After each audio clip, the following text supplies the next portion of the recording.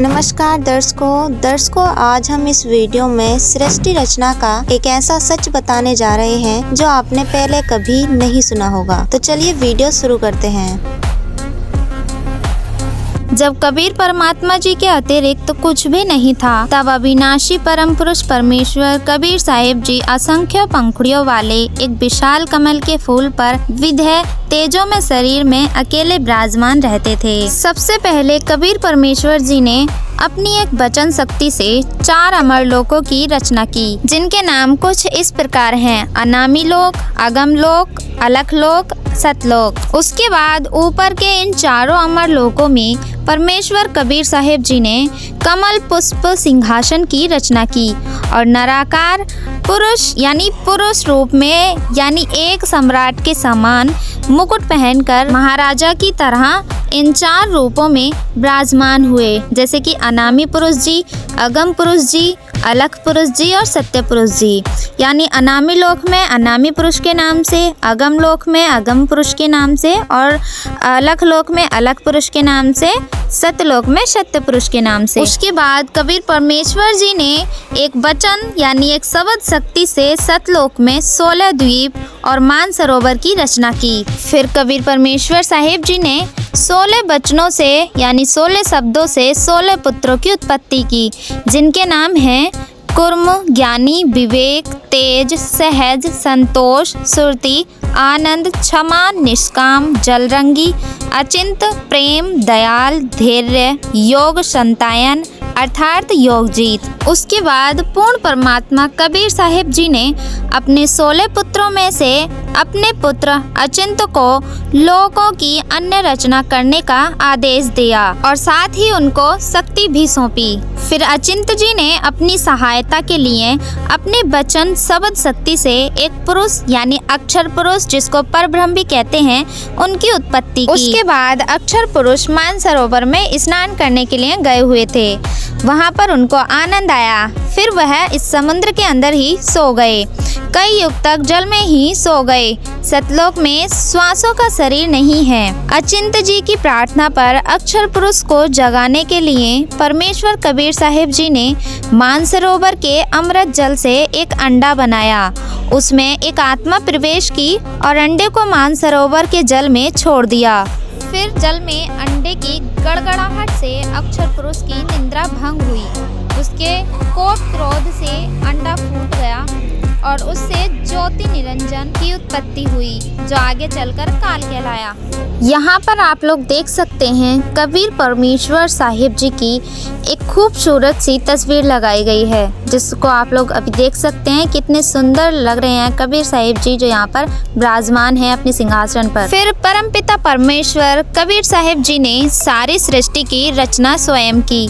सर्व आत्माओं को अपनी वचन शक्ति से अपने ही दृश्य पुरुष रूप में उत्पन्न किया। प्रत्येक अंश आत्मा का नूरी शरीर का तेज प्रकाश 16 सूर्य जैसा मानव दृश्य ही है, परंतु परमेश्वर के तेजपुंज शरीर का करोड़ों सूर्य से भी अधिक एक रोमकोप का प्रकाश है। फिर उसके बाद परमेश्वर कबीर साहिब जी के आदेश से अचिंत जी, अक्षर पुरुष और ज्योति निरंजन तीनों एक ही द्वीप में रहने लगे। कुछ समय के बाद ज्योति निरंजन यानी जिसको काल बोलते हैं, उन्होंने अलग स्थान पाने के लिए एक पैर पर खड़ा होकर 70 युग तक तप किया। फिर उसके बाद कबीर परमेश्वर साहिब जी ने ज्योति निरंजन की इच्छा के अनुसार 70 युग तप करने के फल स्वरूप उन्हें 21 ब्रह्मांड दे दिए। उसके बाद फिर ज्योति निरंजन यानी जिसको हम काल बोलते हैं, उनके मन में इच्छा हुई कि इन ब्रह्मांड में रचना करने के लिए कुछ सामग्री चाहिए,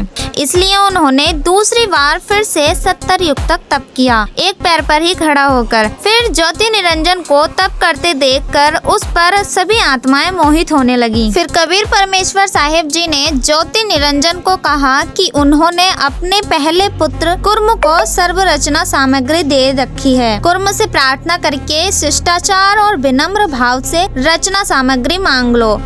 उसके बाद ज्योति निरंजन कुर्म जी के पास गया। उस समय कुर्म जी ध्यान अवस्था में बैठे हुए थे। बिना किसी शिष्टाचार और प्रार्थना किए ही जबरदस्ती कुर्म जी का मुकुट उतारा, जिसके बाद उस मुकुट से 5 तत्व, तीनों गुण यानी रजगुण, सतगुण और तमगुण निकले। फिर 21 ब्रह्मांड में रचना करने के बाद ज्योति निरंजन ने सोचा कि यहाँ कुछ आत्माएं भी लेनी होंगी, अकेले का मन नहीं लगेगा। इसलिए ज्योति निरंजन यानी काल ने तीसरी बार फिर से 64 युग तक एक पैर पर खड़े होकर तप किया। ज्योति निरंजन को तप करते देखकर उस पर मोहित होती हुई सभी हंस आत्माएं। 64 युग तप के पश्चात ज्योति निरंजन यानी काल ने कबीर परमेश्वर साहिब जी से आत्माएं मांगी। परमेश्वर कबीर साहिब जी ने कहा कि सभी प्रिय हंस आत्माएं मेरा अंश हैं। मैं उन्हें किसी भी जप तप साधना के फल स्वरूप में नहीं दे सकता, पर लेकिन हाँ, अगर कोई हंस आत्मा अपनी इच्छा से तुम्हारे साथ जाना चाहे तो वह जा सकता है। फिर कबीर परमेश्वर साहिब जी ने सर्व हंस आत्माओं से ज्योति निरंजन के साथ जाने के लिए उनकी इच्छा पूछी।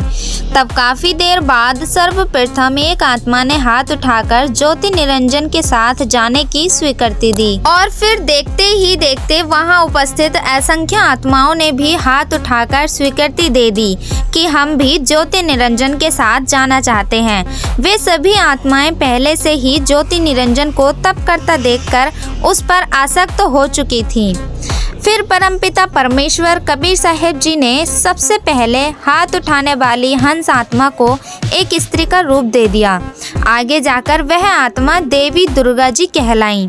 ज्योति निरंजन के साथ जाने की स्वीकृति देने वाली सभी आत्माओं को अपनी वचन शक्ति से उस आत्मा के अंदर यानी दुर्गा जी के अंदर सूक्ष्म रूप में डाल दिया और आशीर्वाद दिया कि आप अपने वचन शक्ति से आत्माओं को उत्पन्न कर सकती हो। फिर परमपिता परमेश्वर कबीर जी ने अपनी वचन शक्ति से सर्व आत्माओं को अपनी वचन शक्ति से अपने ही सदृश मनुष्य जैसा स्त्री और पुरुष रूप उत्पन्न किया।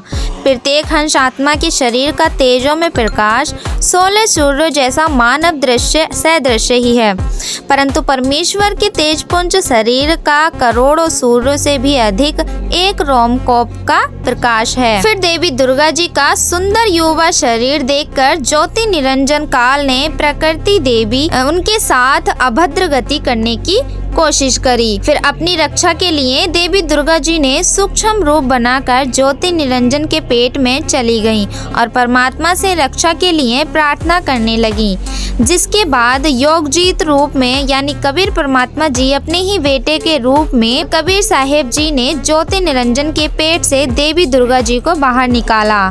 फिर परमेश्वर कबीर साहिब जी ने अपने पुत्र जोगजीत जी के रूप में ही ज्योति निरंजन की इस अभद्र हरकत के कारण ज्योति निरंजन और देवी दुर्गा जी को 21 ब्रह्मांडों सहित सतलोक से निष्कासित कर दिया और तभी से ज्योति निरंजन का नाम काल पड़ा। फिर ज्योति निरंजन यानी काल और देवी दुर्गा और 21 ब्रह्मांड सतलोक से नीचे की ओर विमान की तरह प्रस्थान करते हुए यहाँ पर दिखाए गए हैं। फिर सतलोक से 16 शंख कोश की दूरी पर आके ठहरते हैं।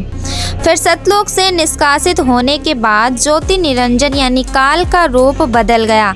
ज्योति निरंजन और देवी दुर्गा जी द्वारा 21 ब्रह्मांडों की सृष्टि संचालन के लिए 3 पुत्र यानी श्री ब्रह्मा जी, श्री विष्णु जी, श्री शिव जी की उत्पत्ति की और उन्हें अचेत कर दिया। फिर ज्योति निरंजन यानी काल ने देवी दुर्गा जी से अपने अव्यक्त रहने की प्रतिज्ञा की और कहा कि आज के बाद मैं किसी को अपने वास्तविक रूप में दर्शन नहीं दूंगा और अब तुम सृष्टि संचालन करो। देवी दुर्गा जी ने अपने तीनों पुत्रों को युवा होने पर उन्हें सृष्टि संचालन के लिए 3 विभाग सौंपे। रजगुण श्री ब्रह्मा जी को, सतगुण श्री विष्णु जी को और तमगुण श्री शिव जी को सौंपा। फिर देवी दुर्गा जी ने 3 देवियों यानी श्री सावित्री जी, श्री लक्ष्मी जी और श्री पार्वती जी की उत्पत्ति की।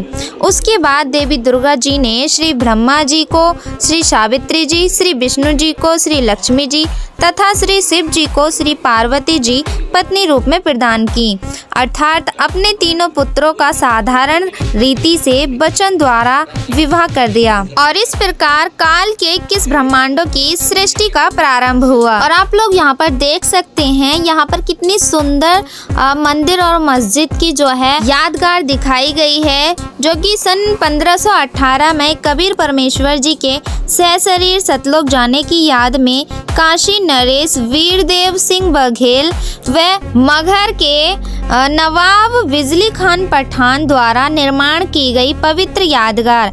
ये पवित्र यादगार आज भी मगहर के जिला संत कबीर नगर में उत्तर प्रदेश में स्थित है। यहाँ पर आप लोग देख भी सकते हैं, ये बाणियाँ लिखी हुई हैं, जिसमें एक बाणी ये भी है, कबीर सोया तो निष्फल गया, जागा सो फल ले, साहेब हटना राख सी, जब मांगे तब दे।